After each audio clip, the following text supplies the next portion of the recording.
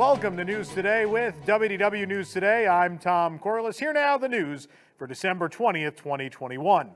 In a recent report from CNBC, anonymous executives confessed their prediction that Bob Iger will return as the CEO of the Walt Disney Company in 2022. One executive told CNBC that there are, quote, already internal wagers at Disney about Iger returning. Public outcry against current CEO Bob Chapek grows as Disney stock suffers a nearly 20% year-to-date decline. Disney has recently kicked up a PR campaign seemingly in hopes of improving opinions of Chapek. That was the one where he said he didn't want to be called a bean counter. Iger's hesitancy to step down is well documented as well, and Iger delayed his retirement 4 times before selecting Chapek as his replacement in early 2020, as if he was waiting for maybe someone competent to be available. There has been no official indication that Chapek is on the way out or that Iger will return, but I mean, it has been a catastrophic year if you're Bob Chapek, right? Public perception among fans and among the general public are not great after the Scarlett Johansson thing, Lightning Lane, all these things that have happened.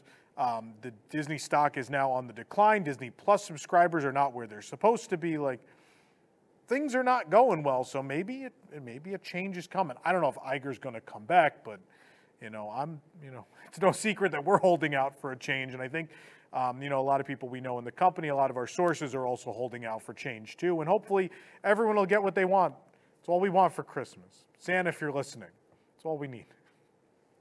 Parking lot tram service has finally returned to Walt Disney World, starting with the Transportation and Ticket Center at the Magic Kingdom. Trams transport guests from near their parking space to security at the Transportation and Ticket Center and back again at the end of the day. Service started at 9 a.m. on December 19th after a ribbon-cutting ceremony for cast members. That's right, the return of the trams, they had a ribbon-cutting ceremony. Oh boy.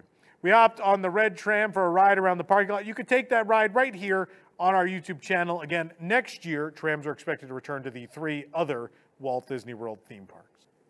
After an over 20-month closure, the Indiana Jones Epic Stunt Spectacular is back at Disney's Hollywood Studios. As reported a few days ago, the show has been tweaked and updated a bit. All the sets have been repainted. The machinery used in the show was also reevaluated. The lights and soundboard were replaced, and new sound effects can be heard. And guests packed into the theater to see the show's return. Unfortunately, audience members don't get to be in the show at this time, due to COVID and physical distancing guidelines. A new moment introducing the stunt performers has been added during the first scene change.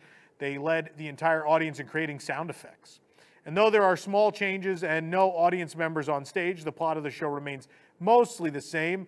And while the villains and vehicles in the show still have guns, Indiana Jones no longer carries a pistol, so there's no more scene where he shoots a henchman, a famous scene from Raiders of the Lost Ark.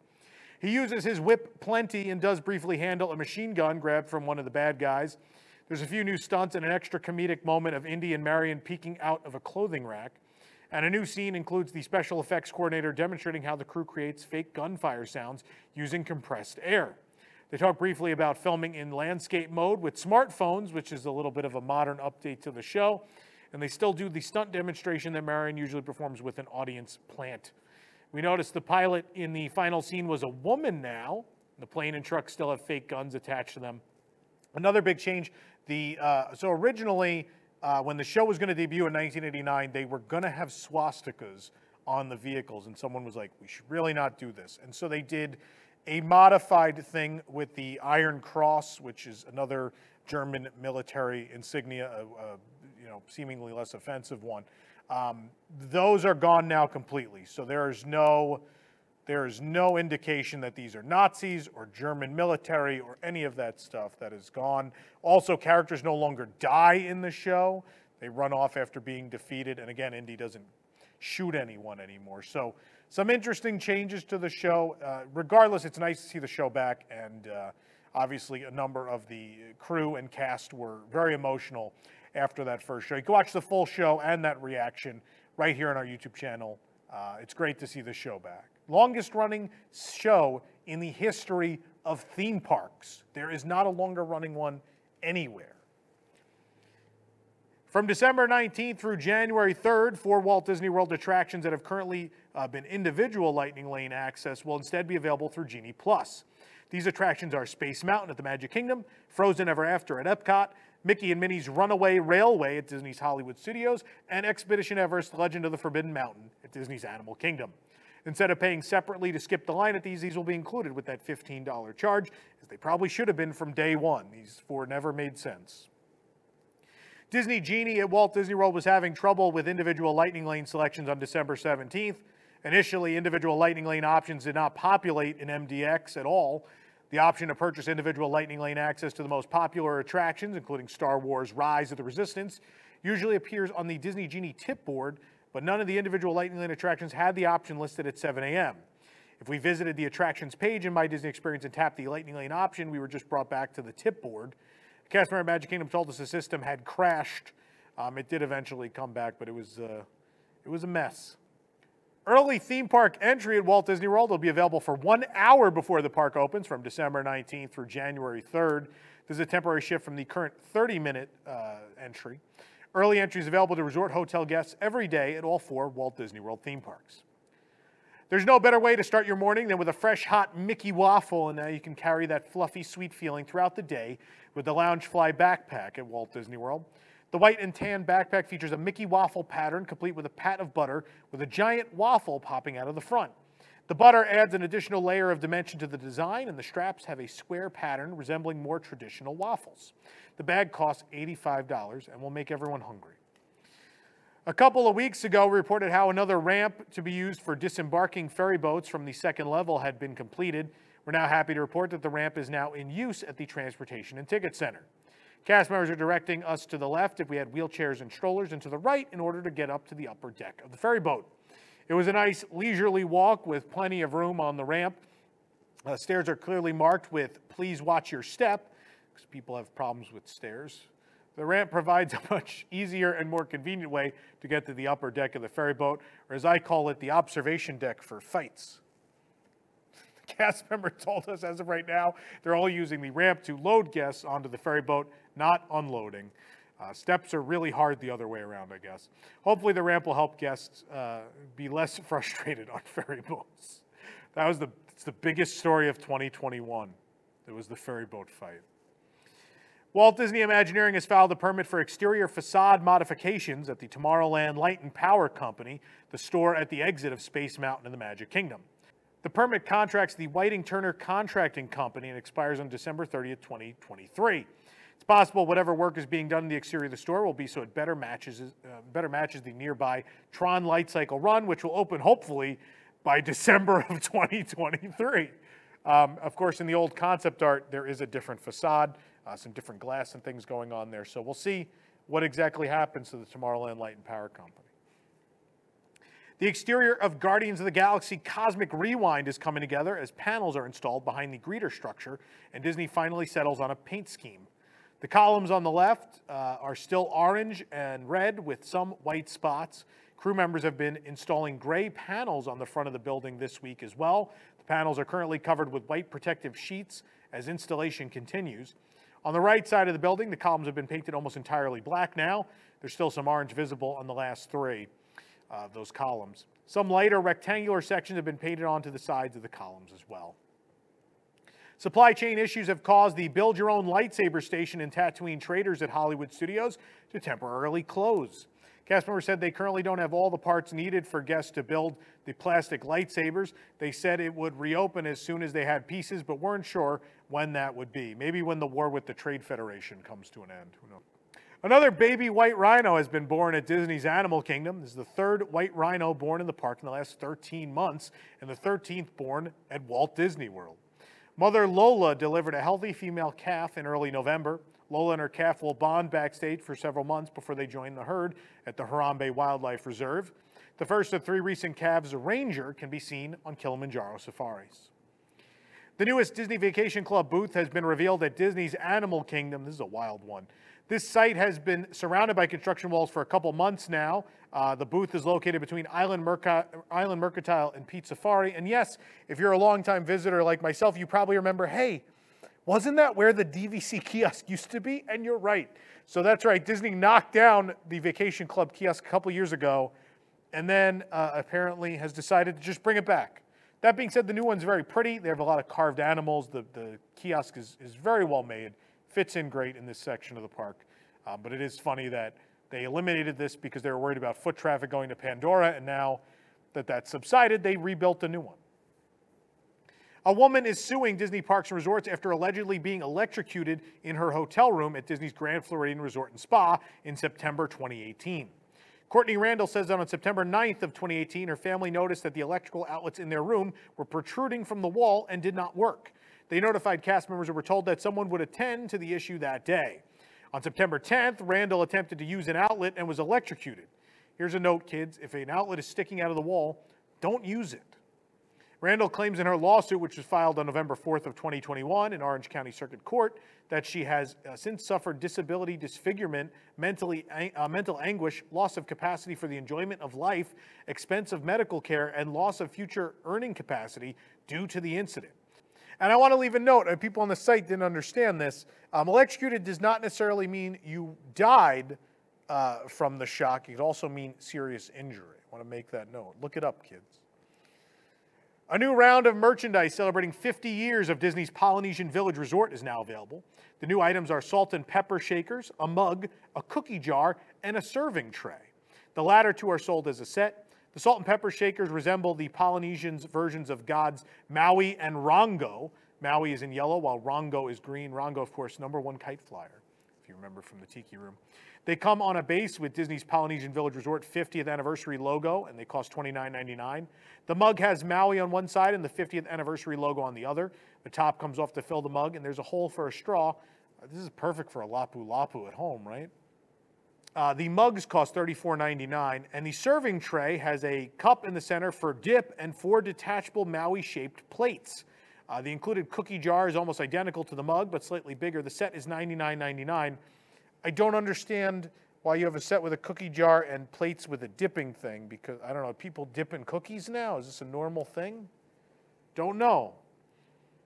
Boatwright's Dining Hall has reopened at Disney's Port Orleans Resort Riverside, and we were there for the reopening dinner last Tuesday. Boatwright's is only open for dinner from 5 to 9. You can read about our entire experience at the restaurant over on our website. Boatwright's, one of my favorites. Disney has responded to the civil lawsuit against Walt Disney Parks and Resorts in regards to the Magic Key program at Disneyland. The company has chosen to file a notice of removal, which takes the case from state court to United States District Court. The lawsuit was filed by Janelle Nielsen, both individually and on behalf of other Dream Key holders. It alleges that limiting the number of Park Pass reservations available for Dream Keys, which were advertised as having no blockout dates, when passes for regular tickets are still available, is a violation of the program's contract, as well as false advertising. In total, the lawsuit includes 6 causes of action, including violation of the Customer's Legal Remedies Act, violations of the false advertising law, and violations of the unfair competition law, breach of contract, negligent misrepresentation, and concealment and non-disclosure. In filing a notice of removal, Disney has moved to take the case from the Superior Court of California to the United States District Court for the Central District of California. Rachel Aldi, a vice president within the Disney Parks Experiences and Products Division of the Walt Disney Company, gave a declaration supporting removal. Aldi's declaration was made to explain why Disney meets the criteria required to file a notice of removal. And Aldi cites that facts that the plaintiff is a California resident, while Walt Disney Parks and Resorts is based out of Florida, and that the amount in controversy exceeds $5 million, since Nielsen is filing on behalf of all Dream Key holders. Aldi states that Disney sold more than 3,600 Dream Key passes at a rate of $13.99 each, totaling more than the 5 million benchmark. Nielsen will have 30 days to file a motion to remand, which would move the case back to state court. With the release of the latest Spider-Man installment, Spider-Man No Way Home, Spider-Man and Doctor Strange have teamed up to meet guests at Avengers Campus in California Adventure. The meet and greet is still socially distanced, as guests can't go past a certain point, but Spider-Man and Doctor Strange stand a good distance away from each other as well, but you can meet them together, and certainly they're causing all sorts of trouble. They always do every time they're together. The year-long refurbishment of Le Château de la Belle au Bois Dormant at Sleeping Beauty Castle at Disneyland Paris is now complete, and the castle has been fully revealed. The reveal is just in time for the holidays and the upcoming 30th anniversary of Disneyland Paris next April. The celebrations will actually kick off March 6th of 2022. The castle was treated like a historical monument as it underwent its first major refurb since it opened. French artisans from 9 different companies were called upon to assist in the refurbishment, and it looks beautiful. It's already the best Disney castle on Earth, and it looks even better now. Avengers Campus has been open for several months at California Adventure, but the second version of the land is still under construction at Walt Disney Studios Paris. It's set to open next summer, no exact date given just yet, but Paris will have their own version of Web Slingers, a Spider-Man adventure, and the Web logo shape is now visible on the attraction's building. DLP report showed a photo of the building's construction on Twitter. A white hexagonal shape, looks like this, I got the mug right now, there it is. A white hexagonal shape is clearly visible, and red brick can be seen through the scaffolding behind it. They also caught testing in progress of the colorful backlights on the facade of the Iron Man roller coaster, which does not exist in California, will be exclusive to Disneyland Paris and is a re-theme of rock and roller coaster Avec Aerosmith. Lots of new merchandise will be hitting Disneyland Paris next year for the anniversary, including new attraction keys, a Phantom Manor statue by Kevin Kidney and Jody Daly, and a Thunder Mesa Jim Shore figure. Next year, of course, marking the 30th anniversary, which means a new collection of merchandise will be available. We got your first look at everything. At the start of 2022, you'll be able to discover a brand new collectible reproduction of Phantom Manor with light function, again made by Kevin and Jody. They make the best stuff. In the spring of 22, a Disney Traditions figurine will also be available at Disneyland Paris by artist Jim Shore. It features Scrooge McDuck in an iconic Frontierland setting at Thunder Mesa. This is a very famous Scrooge McDuck. There's a very famous painting of him as a miner looking for gold. So this is a combination of that and Thunder Mesa. It's really cool. And the Key Collector Attraction Series will continue. The next 3 will be Buzz Lightyear A Laser Blast, the Disneyland Railroad, and Orbitron. And finally, the 30th anniversary will begin at Disneyland Paris stores from the start of 2022. The very first products dedicated to the celebration will arrive in mid-January. Will include a Spirit jersey, open edition pins, adult t-shirt, and a children's t-shirt. Over at Tokyo Disneyland, guests can pick up a candy case of Mickey Mouse aboard the XP-38 Star Cruiser from Buzz Lightyear's Astro Blasters. This candy case will be available only with gummy candy at Refreshment Corner in World Bazaar and at Tomorrowland Terrace in Tomorrowland within Tokyo Disneyland. The case costs 950 yen. Meanwhile, over at Tokyo Disney Sea, guests will find a candy case featuring Mickey Mouse as he drops in on the Hotel High Tower in the American waterfront. That's the Tower of Terror, by the way. And he discovers the evil curse of Shiriki Utundu. The candy case is particularly unique in the, instead of fixed plastic chains, it's attached by a springy band so you can make the elevator bounce up and down. How fun is that? This candy case will be on sale at Cafe Portofino and Mama Biscotti's Bakery in Mediterranean Harbor and at Hudson River Harvest adjacent to the Tower of Terror in American Waterfront. It costs, again, 950 yen. They both go on sale starting December 26th. For more information on these stories and more, head on over to WDWNT.com. This program is brought to you by our official travel agent sponsor, the Vacationeer, the engineers of your next magical vacation. Sit back and let their team of vacation planning experts craft your family's next trip. The best part, their services are free. Hotel, park tickets, dining, and more. Visit WDWNT.travel for details. The Vacationeer, the official travel agency of WDWNT. If you're enjoying the show, be sure to like this video, subscribe to WDW News Today right here on YouTube for more great content, and click the bell for notifications. And make sure you hit select all notifications so you never miss an episode of the show.